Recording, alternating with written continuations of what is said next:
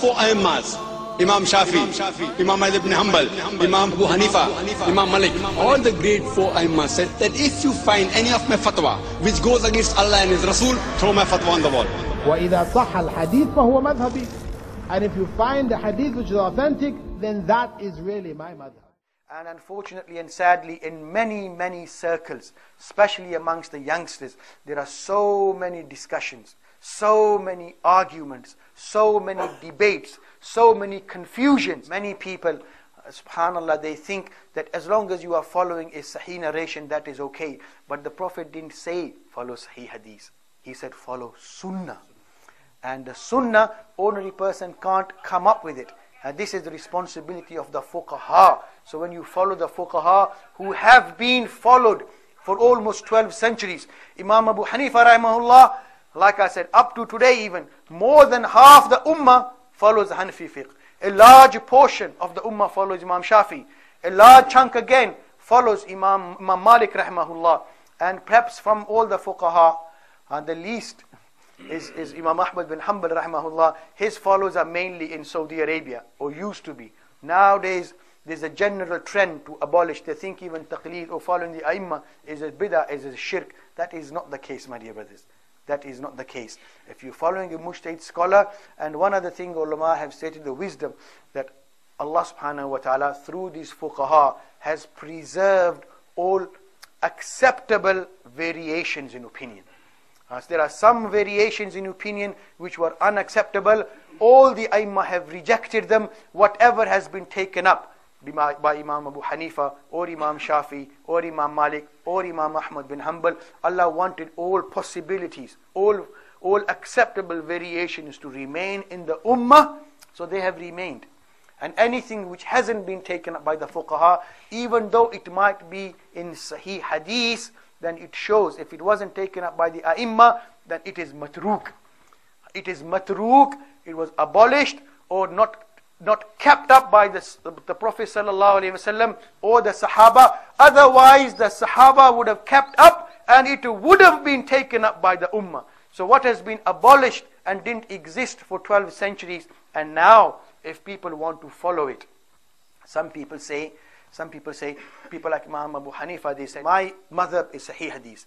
If you bring any Sahih Hadith and it goes against what I have said, throw what I have said on the wall and follow Sahih Hadith. Have you heard this? Most people have heard this. And so what they say, look, this says in Bukhari, Sahih Hadith, so you have to throw out what Abu Hanifa said, but I have yet.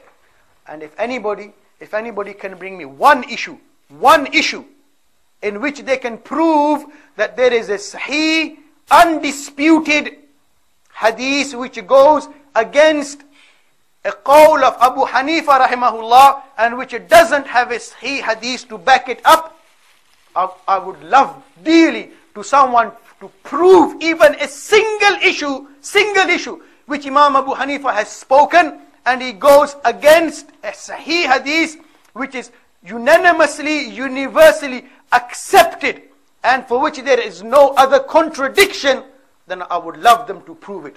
But I don't think anyone will be able to prove a single hadith issue, a fatwa of Imam Abu Hanifa rahimahullah or Imam Shafi or Imam Malik or Ahmad bin Hanbal rahimahullah for that argument, which goes is against a hadith which is undisputed.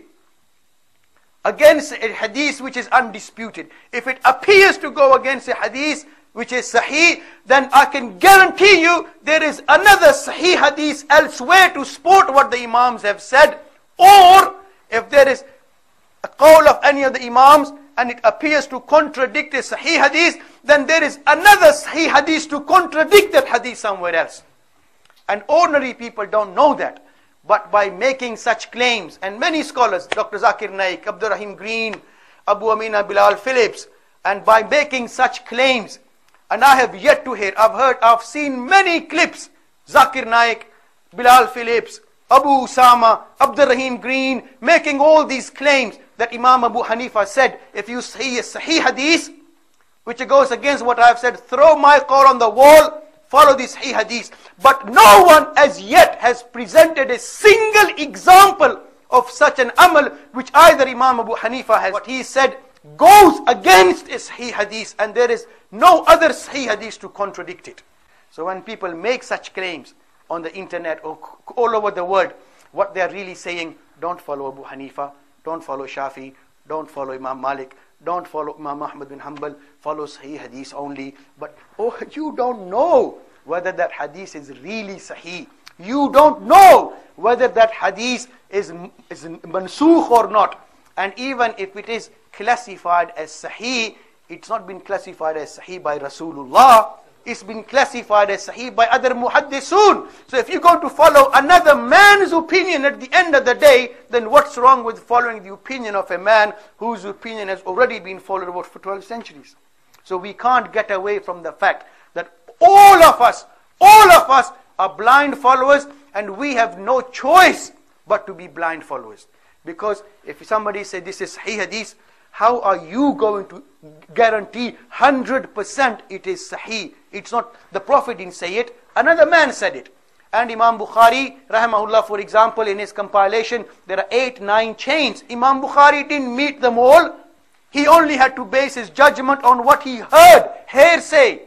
So you have to place your trust blindly on Imam Abu Hanifa or Albani or other muhaddisun or bin Baz, that what he is saying is Sahih. And is it really Sahih?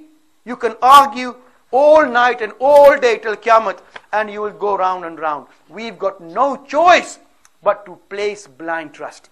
So if we're going to place our trust somewhere and trust someone, yes, then why not follow the people who have been followed for 12 centuries? And by following them, what's happened? It's produced great muhaddisun, great fuqaha, great ulama, and people have managed and lived together. And mashallah, deen has prospered. But now, in this time and age, we see so much fitna on the name of Quran and Hadith.